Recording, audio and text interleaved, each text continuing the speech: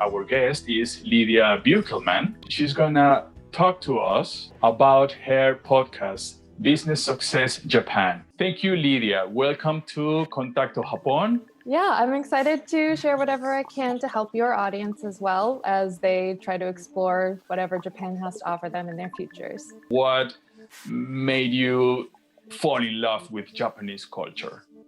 Yeah, for sure.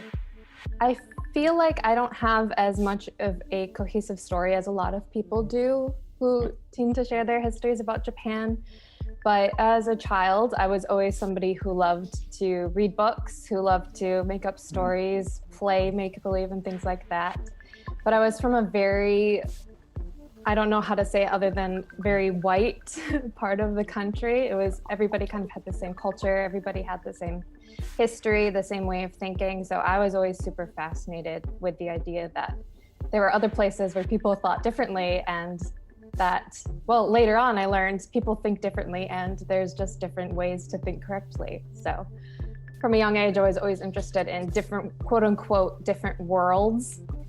As a child, that was playing make-believe, but then I discovered that there were different worlds in the world I was already in. So my first significant memory of Asian culture was actually visiting a Buddhist temple. And after that, I was just super fascinated with the culture. My earliest exposure to Japanese culture was probably Pokemon, to be honest. That's kind of a classic gateway into Japanese media. I got exposed to manga and anime later on, probably in middle school and high school, but I never became super obsessed. It was always just kind of on the periphery for me. But then when I got to college and I was thinking about seriously studying a different language, I really decided that I wanted to try to get out to East Asia. And because the most exposure I'd probably had was to Japanese culture in those small ways, I was like, okay, why not Japanese? So things just kind of blossomed from there. I feel like I almost fell into it rather than having this deep, profound movement towards Japan, but I'm very glad that it happened. So my first visit to Japan was between my sophomore and junior year. I spent a summer there in the countryside. Excuse me, like the deep countryside. So the super Inaka.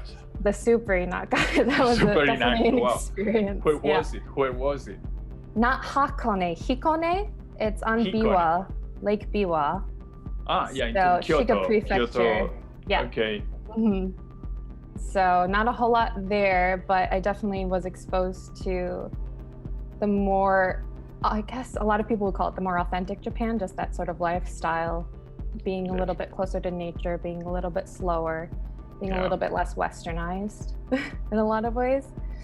I was there for the summer studying Japanese, and this is probably something you'll hear me say multiple times throughout this, but I didn't really get much out of my studies at the program I was at. So I more or less came back to America with the same skill level that I got to Japan. But you had a lot of fun there. Yeah, I had fun. It was very hot. In your LinkedIn profile, you introduce yourself as a podcaster, writer, compulsive learner, and teacher of English as a second language. Which of these roles have connected you better with Japanese people, and how do you nurture these connections? If I had to choose one, it would probably or be... two. Yeah. Can be two also. Which ones? Yeah, honestly, the thing that has connected me most to Japanese people is being a learner. The strongest relationships I've developed in Japan and with Japanese people have been through language exchange. Yeah. So what's nice about language exchange is that the people who are interested in learning, especially English, well, it probably applies to any language, to be honest, but people who want to study a different language are naturally more curious people, and they naturally have a more diverse set of interests. So it makes it easier to find people who share those interests with you. So I guess being just a very curious person, wanting to hear other people's stories and things like that have probably been the biggest asset for me in developing and strengthening relationships in Japan. With you as a teacher, as a student, or working there? To be honest, I don't know how much you think about personality tests. Some people are very into them. Some people are very anti-personality tests. but I think every single personality test I've ever taken in my life, I have gotten 100% introverted. Really? So yeah, every single time. So was the same there in Japan? Was the same there? And that was when I had more anxiety and just a lot more of a barrier in getting to know people in person. So what actually worked best for me was to make friends through language exchange applications. So there are a lot of phone applications, there are websites, there are just a lot of ways to connect with people. And because me being very introverted and shy in a lot of ways, it's easier to get to know people when you have an excuse to get to know them. So you find, example. Yeah, because with the language exchange apps, your excuse is that you both want to learn each other's language. Great. But that's why people will recommend you join clubs, for example. Like, I like hiking, so I'll go to this hiking club. I like cooking, so I'll do a cooking club. So I just think the best way to develop relationships is to find things that you both have in common and just get to know each other from there. If we speak about business and professional connections, a profile on LinkedIn is a must. Actually, we met each other on this platform.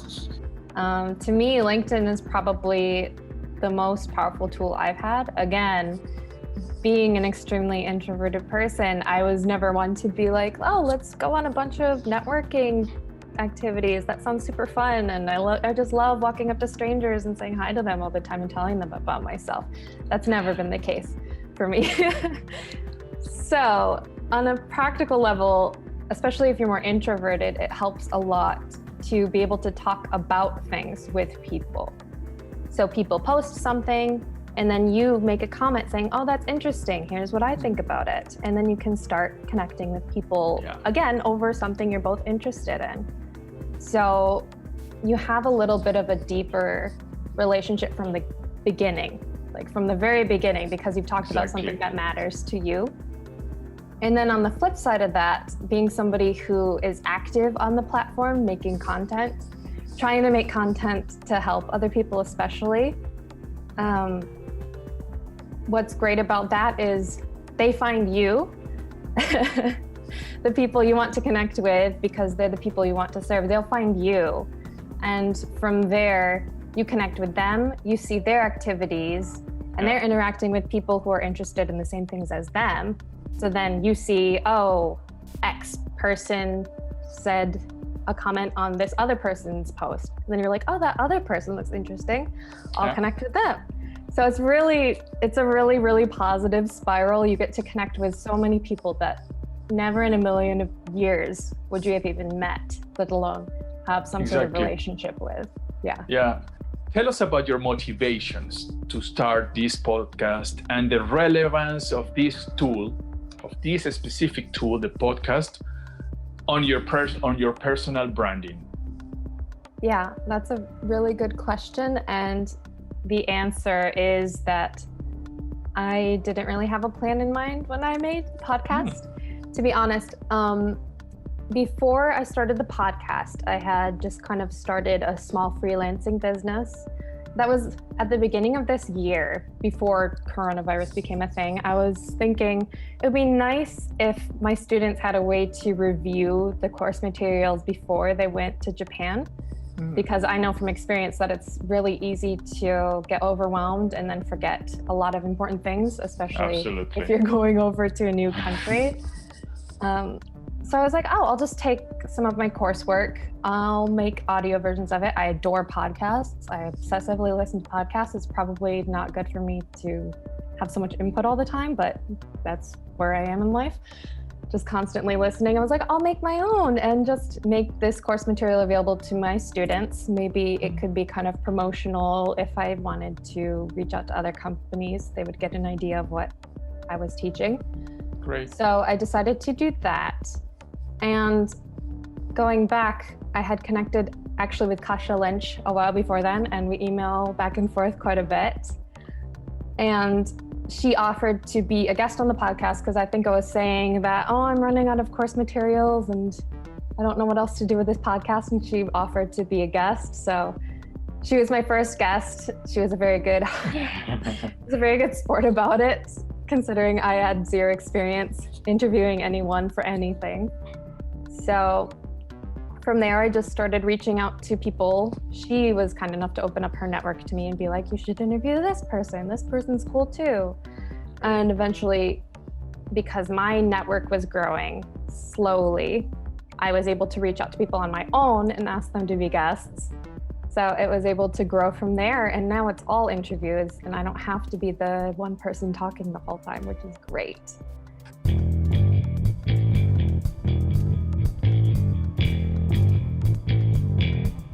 I'm not sure if I have anything that will magically level up your Japanese other than just figure out what your goals are as early on as you can. Figure out what you want to get out of your language studies. If it's okay for me to plug one of my episodes, I had Graham Lawrence on, and he spoke a lot about his own experience studying Japanese and the tools he used. He also got into Japanese through karate. So that was kind of an interesting link between his story and yours. But once you know your goals, you have a clear idea of how to get there for sure. So if you want to be conversational, you're going to be approaching it differently than if you want to be able to read manga, for example. Yeah, of course. If you want general competency, I found in my experience that I just want to be good at Japanese isn't enough to sustain you, because there's so many different skills involved with that if you're trying to cover all of them at the same time, you feel like you're moving so slowly that you can get discouraged, which is fine when you're a beginner, because every new thing you learn, you're like 100% better, 50% better, 25% better than you were the other day. But as you get to a higher level, it's really important to decide what counts as success for you in your language studies, because otherwise it's really easy to get discouraged. I still get discouraged sometimes. Exactly. And let us something only between you and me here. Do you study every day Japanese? I mean, every once in a while. No, every once in a while. I don't. But that would be, I don't know, maybe one day a month I don't. Other than that, I'm really consistent. I do get studying it. And how do you study, Lydia? How do you study Japanese? So I don't know if you've ever heard of the Pomodoro method. Yeah, 25 minutes or 20? I do 25 minutes. Good. So basically you just set a timer and you do whatever your activity is for 25 minutes. And then I don't do it right.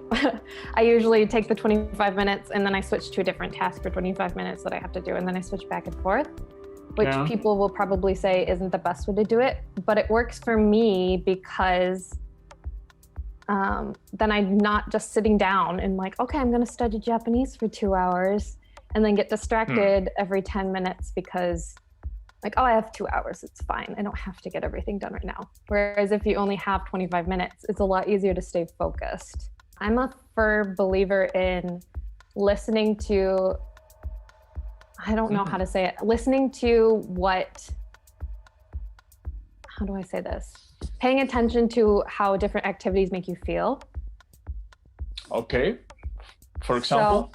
For example, if you sit down and you study grammar for a while and you just feel like super angry, super frustrated, like I just hate everything, that's okay for, I don't know, up to 15 minutes.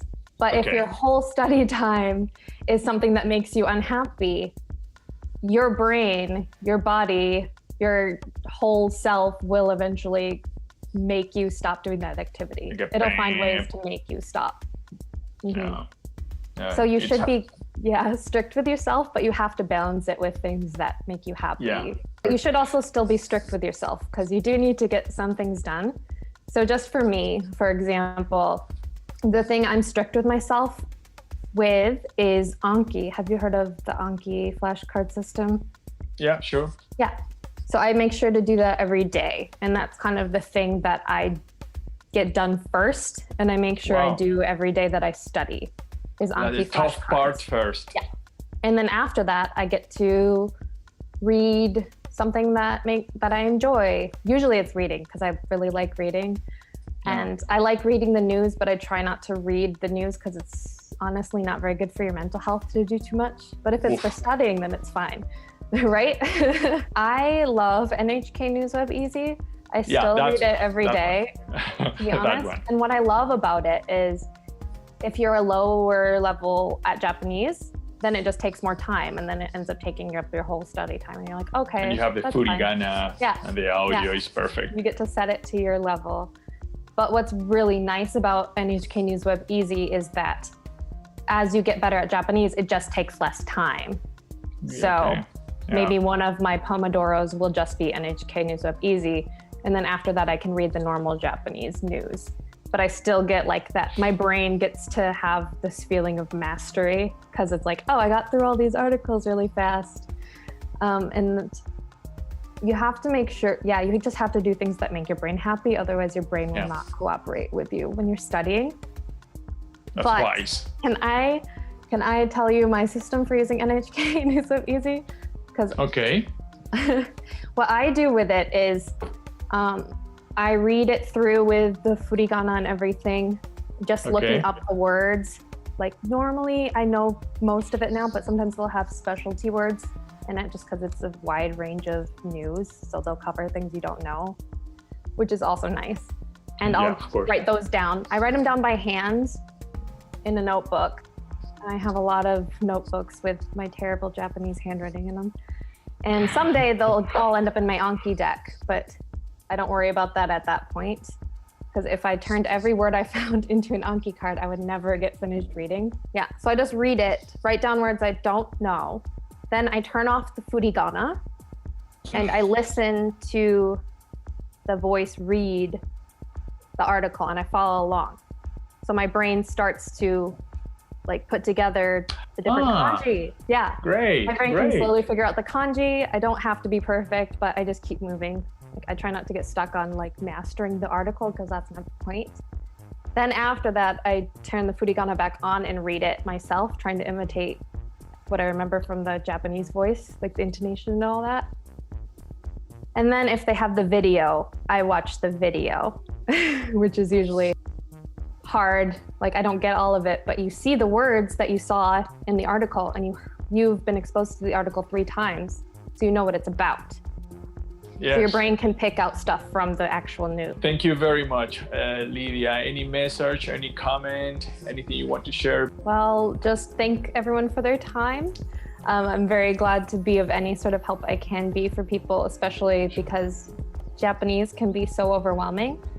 Just do what you can to keep at it. That's the most important thing, is just being consistent. You don't have to have the perfect system. You don't have to listen to what people say about this is the only effective way to learn Japanese. That's just, I don't know how to say it other than it's just straight garbage. The way that works for you to learn Japanese is the way that works for you. And you just have to figure it out for yourself. There's no magic pill. You just have to do what you can in the way that's right for you. And just keep going. Don't give up.